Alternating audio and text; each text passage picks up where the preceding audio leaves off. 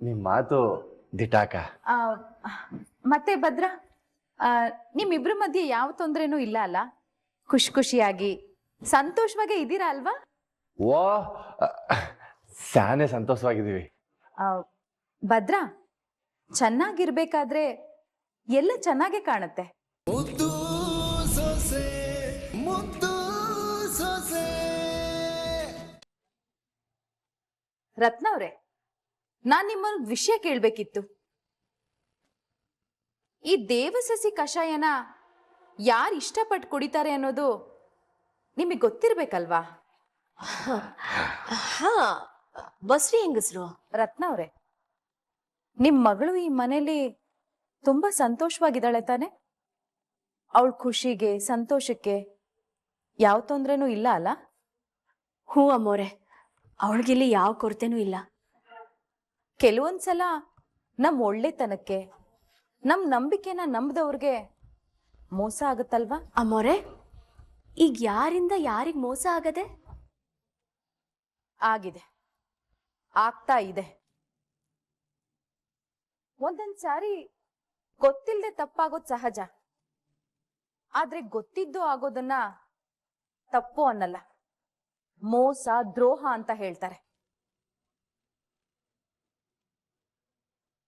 ಅಮ್ಮೋರೆ, ನೀವ್ ಯಾವ ವಿಷಯದ ಬಗ್ಗೆ ಮಾತಾಡ್ತಾ ಇದ್ದೀರೋ ದಿಟ್ವಾಗ್ಲೂ ಅರ್ಥ ಆಯ್ತಾ ಇಲ್ಲ ನಂಗೆ. ನಿಜ ಹೇಳಿ ರತ್ನವ್ರೆ, ನಿಮ್ ಮಗಳು ವಿದ್ಯಾ ನಿಜವಾಗ್ಲೂ ಪ್ರೆಗ್ನೆಂಟಾ?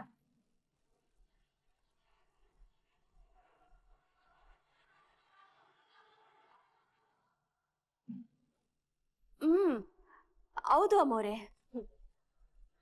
ನೀವಿಬ್ರು ಸತ್ಯನ ಎಷ್ಟೇ ಮುಚ್ಚಿಡೋದಕ್ ಪ್ರಯತ್ನ ಪಟ್ರು ನಿಮ್ ಮುಖನೇ ಹೇಳ್ತಾ ಇದೆ ನೀವು ಸುಳ್ಳು ಹೇಳ್ತಾ ಇದ್ದೀರಾ ಅಂತ. ವಿದ್ಯನ್ ಮುಖದಲ್ಲಿ ಕಳೆ ಇದ್ದು ಅವಳಿಗೆ ಸುಸ್ತು, ಸಂಕಟ, ತಲೆ ಸುತ್ತು ಬರ್ತಿದ್ರೆ ಇದೆಲ್ಲ ಪ್ರೆಗ್ನೆಂಟ್ ಆಗಿರೋ ಲಕ್ಷಣ ಅಂತ ಹೇಳ್ಬೋದು. ಆದ್ರೆ ವಿದ್ಯೆನಲ್ಲಿ ಆ ಯಾವ ಲಕ್ಷಣನೂ ನಾನು ನೋಡ್ಲೇ ಇಲ್ಲ. ಸಾಮಾನ್ಯವಾಗಿ ಹಳ್ಳಿ ಕಡೆ ಹುಡುಗಿರು ಪ್ರೆಗ್ನೆಂಟ್ ಆದ್ರೆ ದೇವಸಸ್ಯ ಕಷಾಯನ ಇಷ್ಟಪಟ್ಟು ಕುಡಿತಾರೆ. ಆದ್ರೆ ನಮ್ ವಿದ್ಯಾ ಅದ್ರ ವಾಸನೆ ಕಂಡ್ರೇನೆ ಆಗಲ್ಲ ಅಂತ ಹೇಳಿದ್ಲು. ಆಗ್ಲೇ ಈ ವಿಚಾರನ ನಾನು ಎಲ್ರ ಮುಂದೆ ಕೇಳಿದಾಗ ನೀವ್ ಎಷ್ಟು ಗಾಬರಿ ಆದ್ರಿ ಅಂತ ನಾನು ನೋಡ್ದೆ. ಜೊತೆಗೆ ಇಬ್ರು ಕೈ ಸನ್ನೆ ಕಣ್ ಸನ್ನೆ ಮಾಡ್ಕೋತಿದ್ರಿ. ಇನ್ನೂ ಈ ವಿಷಯನ ಮುಚ್ಚಿಟ್ಟು ಏನ್ ಮಾಡ್ಬೇಕು ಅನ್ಕೊಂಡಿದ್ದೀರಾ? ಹೇಳಿ, ಈಗ್ಲಾದ್ರೂ ಹೇಳಿ, ವಿದ್ಯಾ ಪ್ರೆಗ್ನೆಂಟ್ ಅಲ್ಲ ತಾನೆ? ಈಗ ನೀವೇನಾದ್ರೂ ನನ್ನ ಪ್ರಶ್ನೆಗೆ ಉತ್ತರ ಕೊಡ್ಲಿಲ್ಲ ಅಂದ್ರೆ ನಾನ್ ನೇರವಾಗಿ ಶಿವರಾಮೇಗೌಡ್ರ ಹತ್ರನೇ ಮಾತಾಡ್ತೀನಿ. ಹೇಳಿ, ವಿದ್ಯಾ ಪ್ರೆಗ್ನೆಂಟ್ ಅಲ್ಲ ತಾನೆ? ಹೌದು, ನನ್ನ ಮಗಳು ಬಸ್ರಿ ಅಲ್ಲ ಅವರೇ.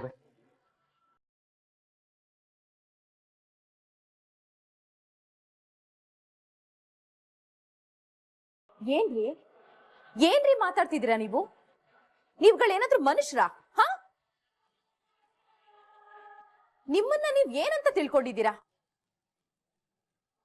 ನಿಮ್ ಮಗಳನ್ನ ಸ್ವಂತ ಮಗಳಿಗಿಂತ ಹೆಚ್ಚಾಗಿ ನೋಡ್ಕೋತಿರೋರ್ಗೆ ದ್ರೋಹ ಮಾಡೋದಕ್ಕೆ ಹೇಗ್ರಿ ಮನ್ಸ್ ಬಂತು? ಸತ್ಯವಾಗ್ಲೂ ಈ ಕೆಲ್ಸವ ಬೇಕು ಅಂತ ಮಾಡ್ಲಿಲ್ಲ, ಏನೋ ಗೊತ್ತಾಗ್ದೆ ಮಾಡ್ಬಿಟ್ಟು. ಈ ಮನೆಯವ್ರ ಮನ್ಸಲ್ಲಿ ನೂರಾರು ಕನ್ಸುಗಳನ್ನ ಕಟ್ಟೋ ರೀತಿ ನಾಟಕ ಮಾಡಿದಿರಲ್ಲ, ನಿಮಗ್ ಸ್ವಲ್ಪನೂ ನಾಚಿಕೆ ಆಗಲ್ವಾ? ಅಬ್ಬಾ, ಇಂಥ ವಿಚಾರದಲ್ಲಿ ಸುಳ್ಳು ಹೇಳಿ ಮೋಸ ಮಾಡಿದೀರಾ ಅಂದ್ರೆ ಇದು ಗೊತ್ತಿಲ್ಲದೆ ಆಗಿರೋದಲ್ಲ, ಗೊತ್ತಿದ್ದೇ ಮಾಡಿರೋದು. ಸತ್ಯವಾಗ್ಲೂ ನಾವು ಇದನ್ನ ಉದ್ದೇಶಪೂರ್ವಕವಾಗಿ ಮಾಡಿಲ್ಲ. ಸಾಕ್ ನಿಲ್ಸಿ. ನೋಡಿ, ನಿಮ್ ಬಗ್ಗೆ ಇದುವರೆಗೂ ನನಗಿದ್ದ ಅಭಿಪ್ರಾಯ ಬದಲಾಗೋಯ್ತು. ನೀವೇನೋ ಈ ಮನೆಯವ್ರಿಗೆ ಮೋಸ ಮಾಡಿದ್ದೀರಾ ಅಂದ್ರೆ ನಾನ್ ಮಾಡಲ್ಲ. ಈಗ್ಲೇ ಈ ವಿಚಾರನ ಮನೇಲಿ ಎಲ್ರಿಗೂ ಹೇಳ್ತೀನಿ.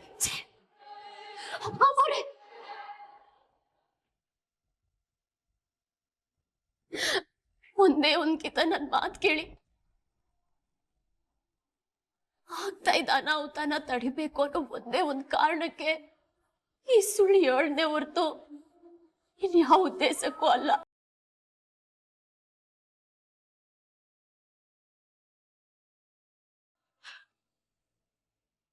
ಹೇಳಿ ಮೇಲೆ ಎದ್ದೇಳಿ. ನೋಡಿ, ನಿಮಗ್ ಏನೇ ಸಮಸ್ಯೆ ಇರ್ಲಿ, ಆದ್ರೆ ಈ ಮನೆಯವ್ರ ಭಾವನೆಗಳ ಜೊತೆ ಆಟ ಆಡ್ತಿರೋದು ತುಂಬಾ ದೊಡ್ಡ ತಪ್ಪು. ಅವತ್ತೇನಾದ್ರೂ ಅವಳು ಹೊಟ್ಟೆ ಒಳಗಡೆ ಒಂದು ಜೀವ ಇದೆ ಅಂತ ಹೇಳ್ದೆ ಹೋಗಿದ್ದಿದ್ರೆ ಅವಳು ಇವತ್ತು ಜೀವಂತವಾಗಿ ಉಳಿತಿರ್ಲಿಲ್ಲ ಅವರೇ. ಅಮ್ಮವ್ರೆ, ನಮ್ ವಿದ್ಯೆನ್ ಜೀವನದಲ್ಲಿ ನಾನು PUC ಓದ್ತೀವಿ. ನಮ್ಮ ಮಟ್ಟಿನಲ್ಲಿ ನಾಳೆನೆ ನನ್ ಮದ್ವೆ ಏರ್ಪಾಟ್ ಮಾಡೋರೆ. ನನಗಿನ್ನು 15 ವರ್ಷ ತುಂಬಿಲ್ಲ. ಹೆಂಗಾರ ಮಾಡಿ ಮದ್ವೆನ ನಿಲ್ಸಿ. ನಮ್ಗೆ ಈ ಮದ್ವೆ ನಿಲ್ಸ್ಬೇಕು ಅಂತ ಫೋನ್ ಬಂದಿದೆ. ನೀನು ನಮ್ಮ ಮಾತು ಕೇಳ್ಕೊಂಡು ಎದ್ ಬಂದ್ರೆ ಸರಿ, ಇಲ್ಲ ಅಂತ ಅಂದ್ರೆ ಪಟ್ಟೆ ಬಿಚ್ಚಾಕಿ ಬೂಟ್ ಕಾಲಲ್ಲಿ ಒದ್ದೇಳ್ಕೊಳ್ಬೇಕಾಗತ್ತೆ. ನನ್ನ ಮಗನ್ಗೇನೋ ಅಂದೆ.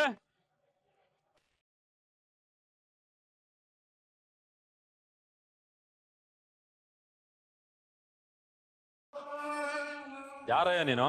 ನಿಮ್ಮನ್ನ ಜೈಲಿಗೆ ಕಳಿಸಿ ನಿಮ್ಗೆ ಅವಮಾನ ಮಾಡಿ ನಿಮ್ ನೆಮ್ಮದಿನ ಕಿತ್ಕೊಂಡವ್ರನ್ನ ಊರೆಲ್ಲ ಹುಡುಕ್ತಾ ಇದ್ದೀರಿ ಅಲ್ವೇ? ಯಾರವಳು? ನಿಮ್ ಮುದ್ದು ಸೊಸೆ ಇದ್ಯಾ? ನಮ್ಮಪ್ಪ ಎನಿಸಿದಾಗ ದೇವ್ರೆ ತಪ್ಪು ಮಾಡಿದ್ರು ಬಿಡಕ್ಕಿಲ್ಲ.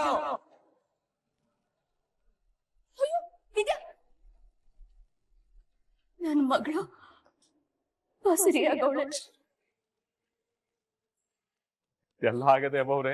ಹಾಗಾದ್ರೆ ಈಗ ಅವ್ರೆಲ್ರು ನಮ್ ಕಣ್ ಮುಂದೆ ಮಾಡ್ತಿರೋದು ಎಲ್ಲ ನಿಮ್ಗೋಸ್ಕರ ಅಮ್ಮವ್ರೆ. ಅಪರೂಪಕ್ ಬಂದಿರೋ ನಿಮ್ಗೆ ಬೇಸರ ಮಾಡ್ಬಾರ್ದು ಅಂತವಾ ಎಲ್ರು ಹಿಂಗೆ ಸಂದಾಗಿರೋ ತರ ನಾಟಕ ಮಾಡ್ತವ್ರೆ. ಹೂವೆ, ಈ ವಿಷಯ ಹೇಳ್ಬಾರ್ದು ಅಂತಲೇ ಇದ್ವು, ಆದ್ರೆ ನೀವು. ಸರಿ ಬಿಡಿ, ಈಗ ನನಗೆಲ್ಲ ಅರ್ಥ ಆಯ್ತು. ಇವ್ರಗಳ ಮನ್ಸಲ್ಲಿ ಇಷ್ಟೆಲ್ಲ ನೋವಿದ್ರೂ ನಮ್ಗಳಿಗೆ ನೋವಾಗ್ಬಾರ್ದು ಅಂತ ಈ ರೀತಿ ನಡ್ಕೋತಿದಾರಲ್ಲ, ಅಂಥವ್ರ ಮನ್ಸಿಗೆ ನಾನು ಯಾವತ್ತೂ ನೋವು ಕೊಡಲ್ಲ. ಆದ್ರೆ ಈಗ 2 ವಿಚಾರನ ಸರಿ ಮಾಡ್ಲೇಬೇಕು. ಒಂದು, ನೀವ್ ಹೇಳಿರೋ ಸುಳ್ಳನ್ನ ಭದ್ರಂಗೆ ಅರ್ಥ ಮಾಡಿಸ್ಬೇಕು. ಇನ್ನೊಂದು, ಇಲ್ಲಿರೋ ಸಮಸ್ಯೆನ ಸರಿ ಮಾಡ್ಬೇಕು. ನಾನು ಇಲ್ಲಿಂದ ಹೋಗೋದ್ರೊಳಗೆ ಖಂಡಿತ ಆ ಕೆಲಸ ಮಾಡ್ತೀನಿ.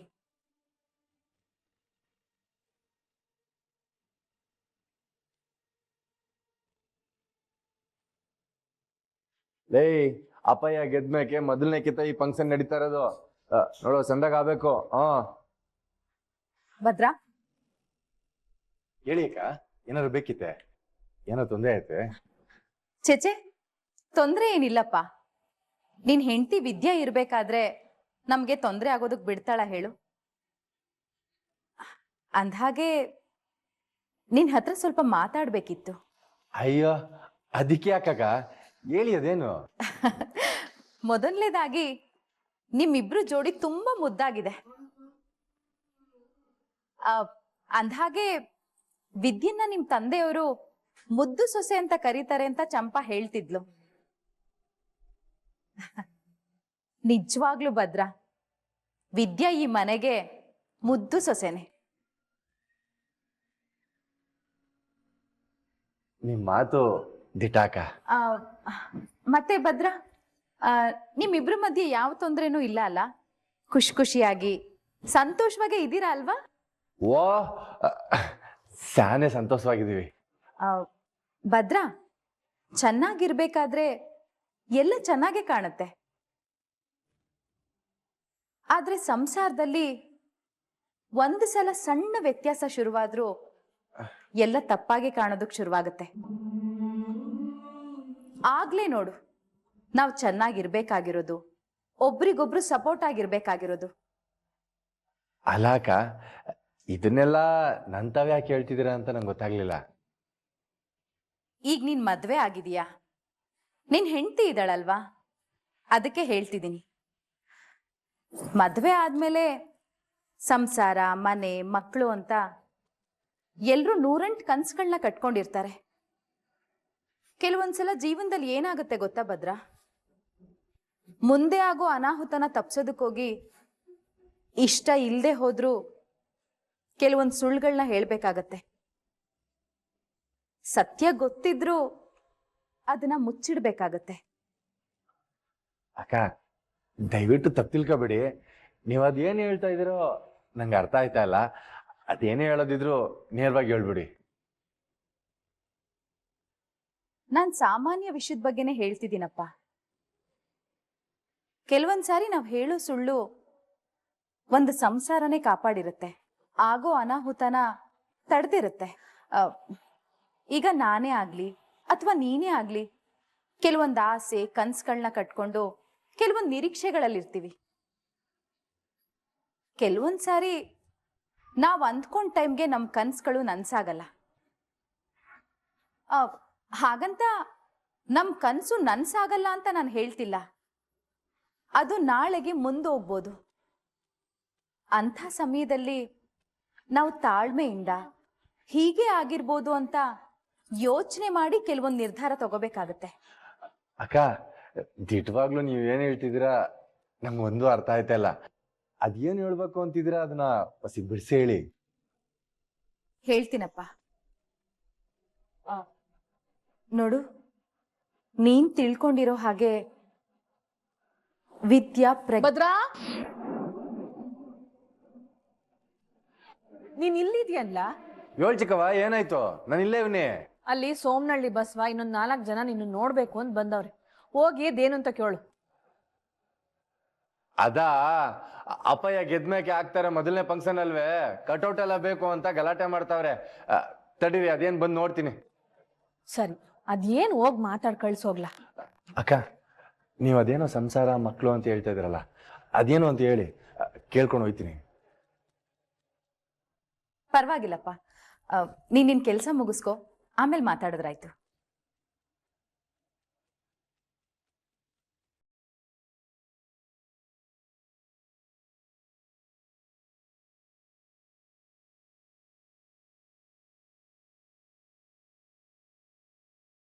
ಇವಳು ಆ 3 ಅಡಿ ವಿಷಯ ಮಾತಾಡ್ದಂಗಿತ್ತಲ್ಲ, ಏನೋ ಮಕ್ಕಳು ಸಂಸಾರ ಅಂದಂಗಿತ್ತು. ನಾನ್ ಬತ್ತಿದ್ದಂಗೆ ಮಳ್ಳಿ ಹಂಗ್ ಸುಮ್ನೆ ಆಗೋದ್ಲು.